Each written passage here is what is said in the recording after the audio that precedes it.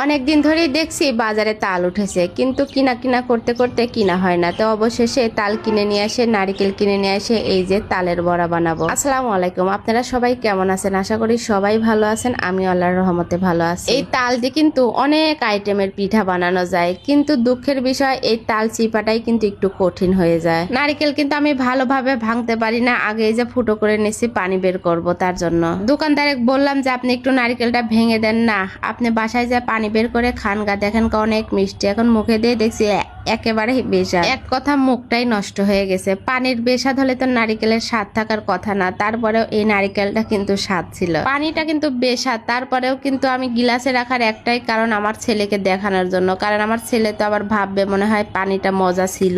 এখন পানিটা বের করে নারিকেলটা ফাটানোর পালা। আর এই নারিকেল ফাটাতে গেলে কিন্তু আমার হাতে এমন কোনো দিন নাই যে লাগেনি, তাও আজকে খুব ভয়ে ছিলাম যে তা আল্লাহর রহমে লাগেনি। আজকে আমার একটা বদ অভ্যাস আছে নারিকেল ভাঙার সাথে সাথে এই যে এভাবে কামড় দেওয়া। আগে দেখে নিলাম যে নারিকেলটা স্বাদ আছে কিনা, তার পানি যেমন তেমন নারিকেল কিন্তু স্বাদ আছে। এখন নারিকেলটা তোলার পালা। এই যে এটা দিয়ে এখন নারিকেল উঠাবো, আর নারিকেল উঠায় তারপরে আসছি দাঁড়ান। এই যে আমার নারিকেল উঠানো কিন্তু শেষ, আর নারিকেল কিন্তু অনেকটা হয়েছে, কারণ নারিকেলের ভিতরে পুরটা একটু বেশি ছিল।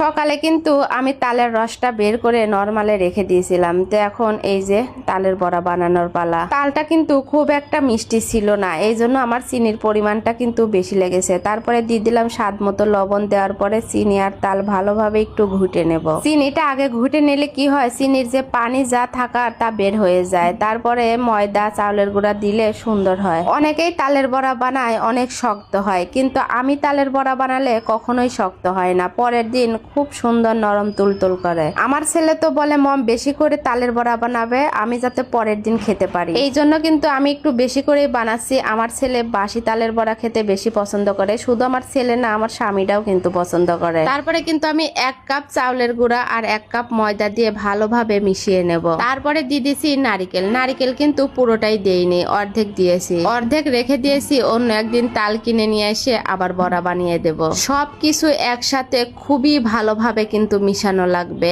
আর আটাটা কিন্তু বেশি শক্ত করা যাবে না, এরকম নরমই থাকবে। আমি একটা বোকার মতো কাজ করেছি, তেলটা গরম হয় নাই, তারপরেও কিন্তু আমি বড়া দিয়ে দিয়েছি, কি আর করার। তারপরে তেলটা কিন্তু ভালোভাবে গরম করে এই যে আমি ছোট ছোট করে কিন্তু বড়াটা দিয়ে দেব। তালের বড়া কিন্তু বড় বড় করে দেওয়ার চাই, ছোট ছোট করে দিলেই কিন্তু ফুলে ফুলে অনেকটাই বড় হয়ে যায়। এই দেখেন কি সুন্দর গুল্লা গুল্লা হয়েছে। আর আমি যে তালের বড়া বানাই ভিতরে কিন্তু কোনো রকমের আটা থাকে না, একদম ফাঁপা। এই যে ভিতরটা দেখছেন একদম কিন্তু ঠসঠসা। আমার ফেসবুকের ফলোয়ার্স ভাই বোনেরা সবারই দাওয়াত রইল তালের বড়া খাওয়ার জন্য।